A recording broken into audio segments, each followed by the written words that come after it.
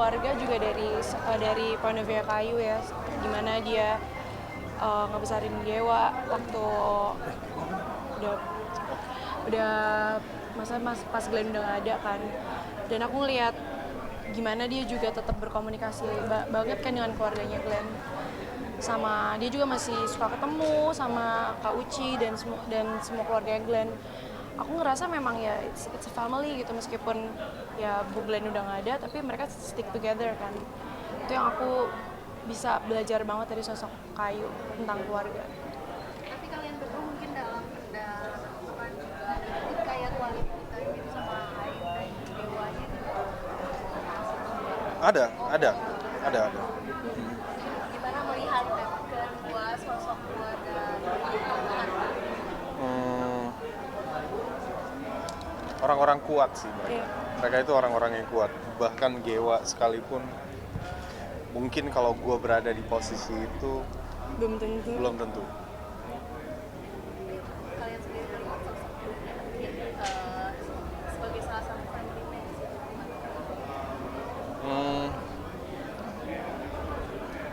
Mengutip kata-kata dari Mas Lukman, film yang baik itu bukan pernyataan tapi menimbulkan pertanyaan.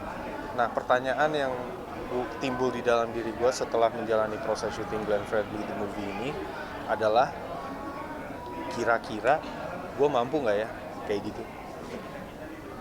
Dan dari guanya pengen cari tahu mampu nggak ya. Sebelumnya kalian pernah ketemu atau kenal? Oh, pernah. Sama siapa? Oh iya, funny story. Konser Tanda Mata tanggal 30 September 2023. Waktu itu konser Tanda Matanya itu digelar untuk Iwan Fals, Bang Iwan. Dan gue dikasih kesempatan bersama Mas Lukman untuk menjadi host acara itu. Kita present all of the players, bla bla bla bla bla bla. Tiba-tiba Kak Uci datang, nanya, Rio, kamu punya kakak yang namanya Igo nggak? Punya. Terus Kak Uci bilang, kita tuh saudara. Hah? Saudara dari mana? Saudara dari mana? Dari keluarga bokap gitu katanya. Keluarga bokap gini. Dah. Dulu kakak kamu pernah dibawa sama Bung ke rumah saya. Oh gitu. Iya, untuk dikasih tahu ini tuh saudara. Dia punya adik satu, tapi dia di film. So, gue baru tahu bahwa kita ada hubungan darah. Tapi untuk gue pernah ketemu apa enggak, seumur hidup gue cuma ketemu sama Bung itu 2 kali. Pertama, waktu Bung manggung di Hard Rock. Waktu itu kalau nggak salah eventnya itu I Like Mondays.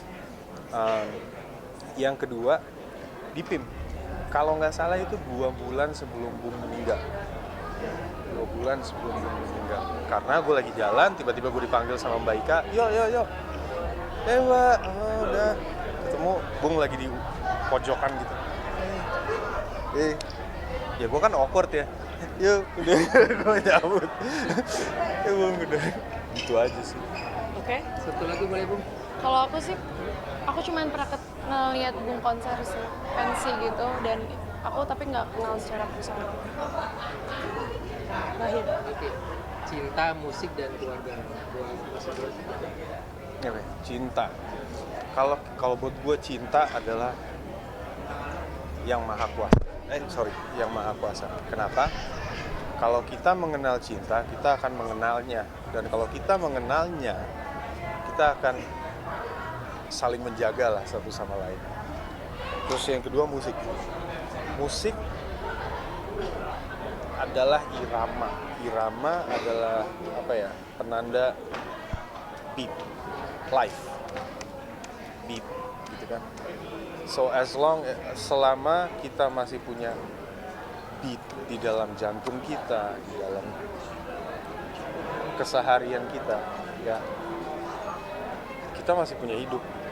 Dan music is life.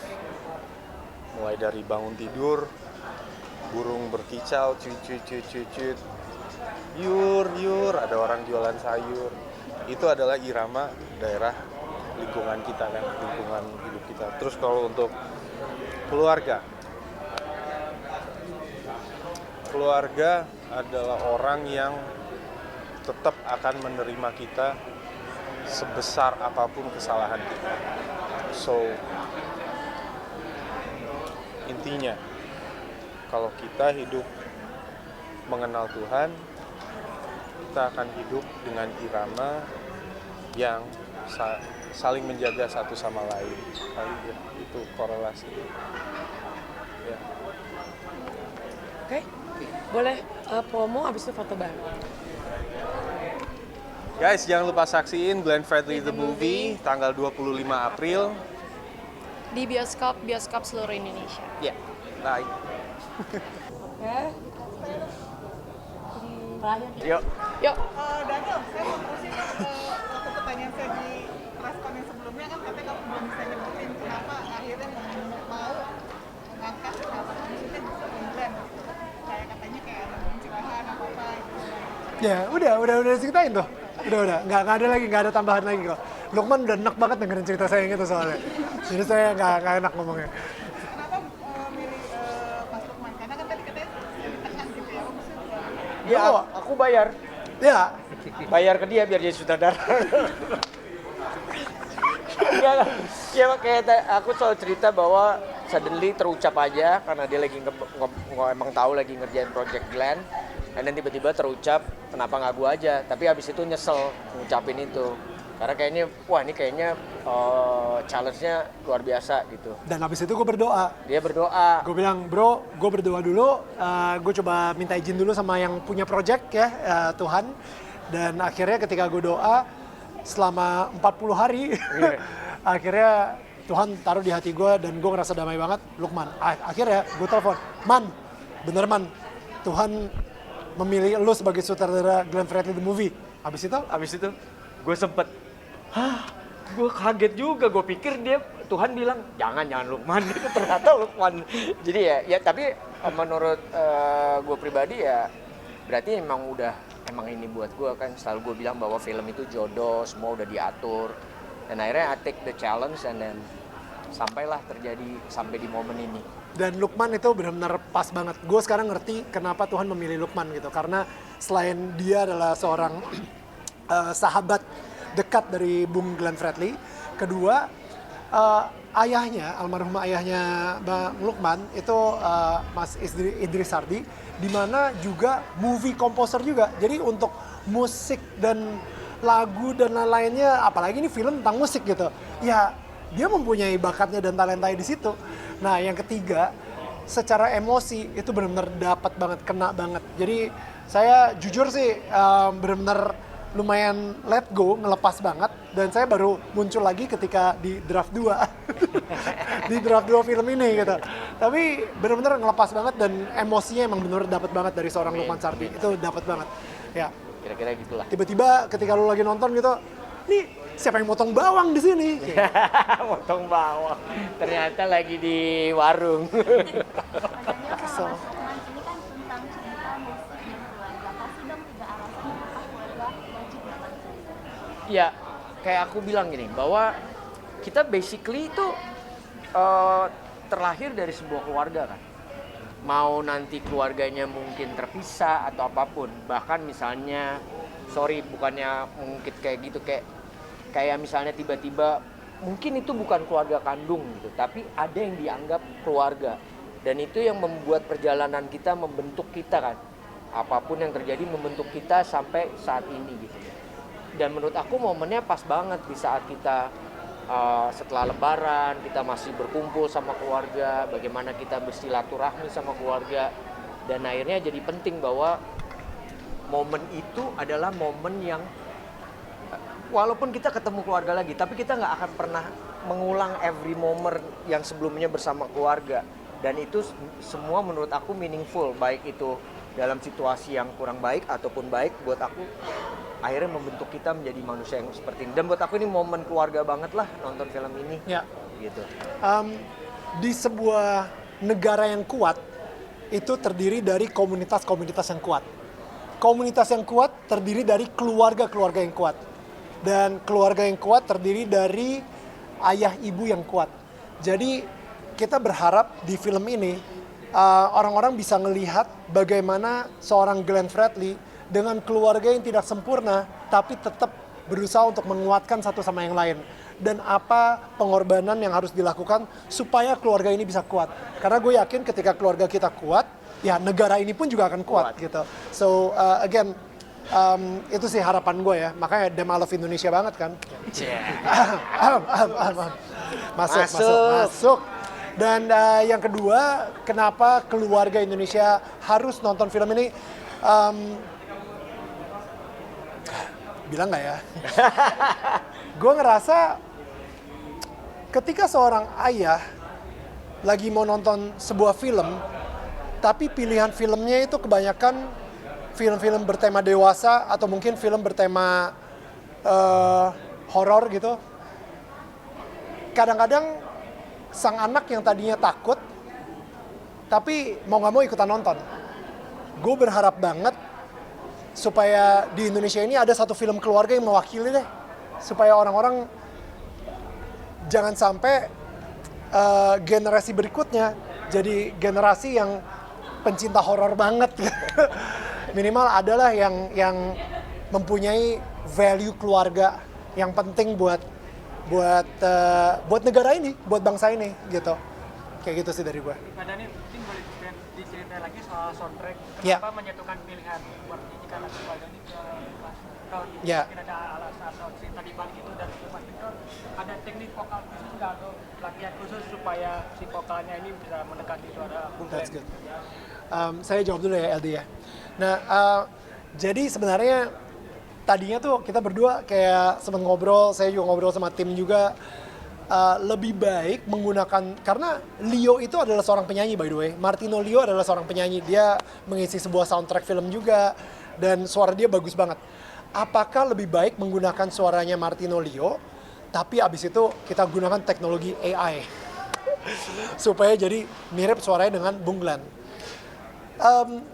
Tapi setelah, again, saya tanya sama yang punya project, yaitu saya berdoa, saya tanya sama tim-tim juga sekitarnya gitu.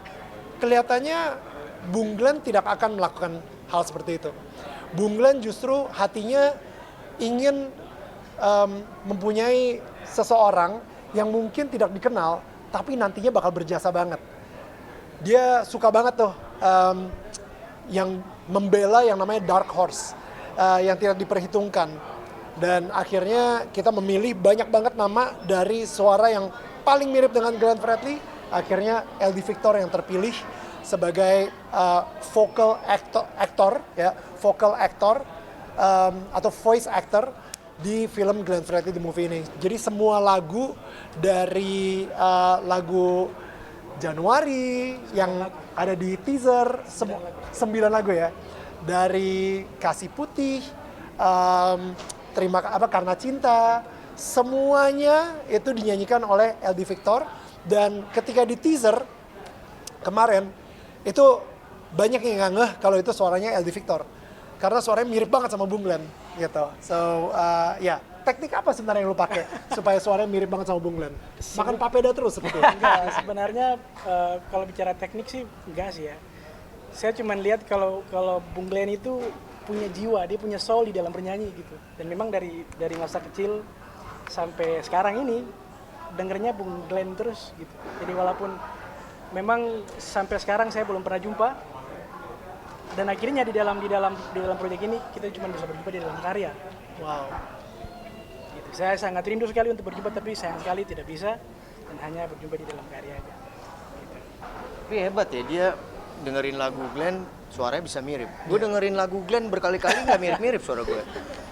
Kenapa ya? Harus dengerin lagunya. Jadi ada satu fun fact. Jadi sebenarnya saya itu tidak bisa nyanyiin lagunya Bung Glenn sampai kayak Tingginya. Setinggi itu. setinggi itu. Nggak Yeah. bisa. Tapi nggak tahu kenapa pada saat proyek ini yang tadi Mas Lukman bilang banyak Mukjizat yang Wow. ya terjadi, itu tiba-tiba bisa gitu loh. Sembilan lagu tuh semuanya nggak ada turunin nada, ikutin nadanya Bung Glenn dan sampai Gila. Itu gila. Saya sampai ngobrol sama Bung Aldi itu sampai nggak percaya. Wow. Luar biasa. Ya, LD Victor, guys. LD Victor. Itu fakta sih itu. Ya, fakta musisat. Lagu favoritnya apa? Ya. Lagu Glenn favorit.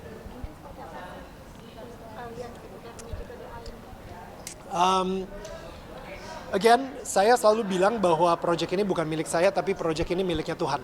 Sehingga setiap sebelum kita memulai apa-apa, kita minta izin dulu sama yang di atas. Kita ngerasa, dan ternyata emang bener, banyak yang dilancarkan. Contoh, ada satu lagu yang kita taruh di film, judulnya Gandonge, Pela Gandonge, ya Gandonge. Gandonge itu kan kita pengen melakukan ini semua dengan cara yang sangat proper. Kita cari penciptanya, kita mau beli rights-nya dari Gandonge sendiri dan lain-lain gitu sama penciptanya. Tapi lagu ini kita nggak tahu siapa yang ciptain. Susah sekali soalnya ini lagu ini gimana gitu. Sampai akhirnya kita ketemu penciptanya dan ternyata ada di Pulau Seram. Cucunya ada di Pulau Seram. Cucunya. Pokoknya the story itself bahwa yang punya nih ada di Pulau Seram, tapi Ya. udah ada cucunya atau anaknya lagi. Betul, karena yang penciptanya itu udah meninggal. Nah, the moment kita mau syuting lagu itu, kita tuh masih belum dapetin rights-nya. Kita agak take a risk. Ya udah, kita syutingin dulu. Habis itu kita benar-benar urus. Kalau perlu disamperin ke Pulau Seram lah, Tapi kita harus syuting dulu. Kan waktu itu kita ngumpulin ekstras yang cukup banyak. Tiba-tiba di antara ekstras yang banyak itu ada itu cucunya nyamperin, katanya lagi nyari itu. Iya, saya cucunya. Jadilah kita langsung ngobrol di situ. Betul. Itu sesuatu yang nggak bisa kita atur, nggak bisa kita orkestrasikan, benar-benar. Jadi kayak sebelum film ini tuh kayak semuanya udah diatur gitu. Ya. Semuanya udah ada. Contoh yang paling unik lagi misalnya, editor. Kita punya editor namanya Mbak Alin. Alin Jusria itu yang tahun kemarin dapat Piala Citra kan. Kita ngubungin dari produser, Mbak Ana ngubungin asistennya Alin untuk bicara bahwa Mas Lukman mau bikin film Glenn. Mau nanya jadwalnya Mbak Alin as editor. Tapi waktu itu asistennya belum ngomong sama Alin.